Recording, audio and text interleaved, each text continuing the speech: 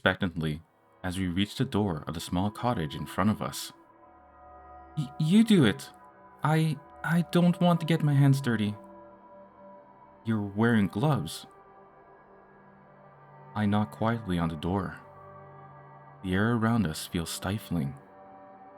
I knock again, this time much louder than I intended. A threatening voice booms out from within the house. Who dares to interrupt me? Leave now, or you will regret it. Suddenly, a swarm of bats fly around our heads. Irma squeals. Ack! What is this? Wolves appear out of the dark and begin to surround us. Are they apparitions this time too? I didn't want to find out. I'm starting to think that maybe she's not such a good person. But we couldn't run after coming this far. Lilia, time was almost running out. It was 11 p.m. Please, which Sybil? Is that you? We really need your help. But only silence followed, as the wolves inch closer to us and the bats circle us more menacingly. Every second felt like an hour as we waited. Please! After a moment, the bats fly away and the wolves run off deeper into the forest. They really weren't apparitions this time. The door to the cottage opens with a creak and a smaller voice calls out. What do you want? I'm quite busy. I don't live all the way out here to be interrupted. A woman appears before us in the doorway. Her gaze immediately falls upon Irma, her face souring. Oh, how distasteful. Huh? The witch then turns to look at me, her gaze drawn to my hands clutching my grandmother's spellbook. Oh. Somehow she sounds even more irritated, this time. Well, come in then. I can tell something has gone terribly wrong. Irma and I exchange glances. I shrug and we enter the somewhat derelict cottage. Sybil pulls out 2 wooden chairs from a wooden table, motioning us to sit. The 2 of us wait in awkward silence as the witch doesn't say anything, busying herself with shuffling papers and putting away some pen inks and paints. It seems she was in the middle of working on another of her children's books. Sybil finally sits down. So then, to what do I owe the displeasure of having you 2 in my home? We quietly explain to the witch about Lilia and why we came here. The witch's expression is unreadable, and she only stops us occasionally to clarify certain details. But if my mother had no power and... I'm also a guy, then how could I have actually cast these spells? There are male witches. I'm not sure where such misinformation came from. Male witches are certainly not warlocks either. But yes, indeed it is a curious case. Your grandmother must have been quite a powerful witch. It's likely your mother's witch powers lay dormant inside her until you were born and it was passed on to you. Improbable, yes, but impossible, no. Either way, you shouldn't mess with powers outside of your understanding or training. Perhaps you will take this as your first lesson, not to play with things you don't understand. Wait, are you saying you won't help us? I am quite busy. Busy with what? Children's books? Our friend is going to die. What? Is that so hard to understand? I have dreams too. It's none of your business anyway. Sybil sighs. I can sense your determination and anger. But the truth is, I don't have the power to reverse your spell. What do you mean? Aren't you a witch? Hexing is much easier than reversing a hex. If I had more time, then yes. Sybil stays silent for a few moments, deep in thought. Well, there is one way, but... But what? We'll do it. Anything. Yes, anything, please. In such a short amount of time, it would take an incredible amount of power. The hex has progressed so much. I would need an equal amount of power. Raw power. In this case, life essence. to reverse the spell's progression. But simply, I would need Irma's life essence to bring Lilia back.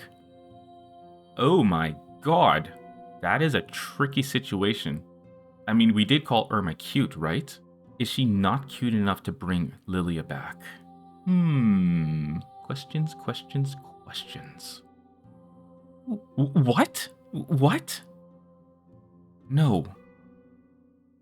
The witch stares at us in silence for a moment. The witch stares at us in silence for a moment. Or, you don't have to bring Lilia back. Huh? That is the second option. You could simply leave here with Irma. No, I couldn't. Lilia, Irma. It's okay.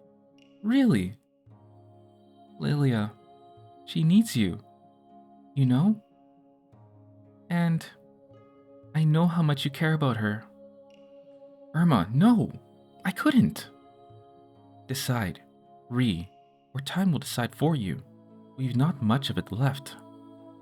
Holy crap, this is a really short visual novel, and I have to ask, what would you guys do? Would you sacrifice Irma to bring back your best friend, like, your entire life? Or would you let Lilia die in order to protect a life from a problem you caused? Or would you just stay silent because of indecision? These are moral dilemmas that we face in life. Good thing it's in a game. I'm very happy about that. Oh man, it's too bad that you guys won't get to choose. So, I'm going to... Oh man, I'm having a very difficult time here myself. Since I've been calling Irma cute the whole time, and I've been basically choosing her with every decision, I think I'm going to have to let Lilia die. In a next playthrough, I think we're going to... I don't know, maybe Irma will get hexed next if I choose her in the first decision. And then we'll let Irma die. Oh man, I feel like a god. Just kidding, no, that's stupid. Alright, let Lilia die. I don't like it, but oof, I've got to try. I've got to do it. It's a very difficult decision to make, but I have no other option. I know, it's my fault that Lilia's life is in danger, but there's just no way I could sacrifice Irma for her. I love Irma. Dude, you were literally just talking about how you were in love with Lilia. He didn't explicitly say it, but he was, like, strongly hinting at that. I think this guy's just an opportunist at this point. I realized on our journey here that the one I had been looking for was right before me all this time. The special bond Irma and I fostered together means more to me than anything else in the world. The feelings I thought I had for Lilia was just friendship. My feelings for her could never compare. I need Irma in my life, no matter what. Oh, this guy is dark. Irma. I grabbed her hand, though my heart was heavy with guilt. Ree? What are you doing? Irma, let's go. What do you mean? If we leave, then... Lilia will... I know, but we don't have any other choice. I need you, Irma. There's no way I could let you take her place. I see you've come to a decision, Ree. Be careful on your way back. No, Ree, this isn't a Ree I know. Irma, come on. Let's go. Together. What? Is this the end of the story? Did we just literally kill Lilia? Or does she come back magically, right? This is a magical story. Ooh, I'm getting the willies. I never overcame the guilt from that day. I wondered if Lilia was watching over me, or if she could ever forgive me for what I had done. Irma slowly stopped speaking to me, and it was never the same between us again.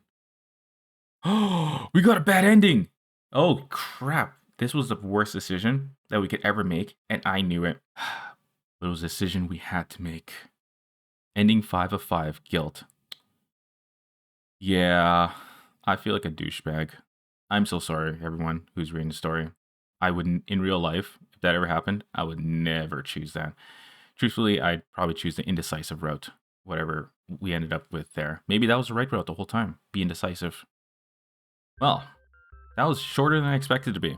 But the good thing is, we're going to do this all over again and get all 5 endings. So I hope you're all ready for that.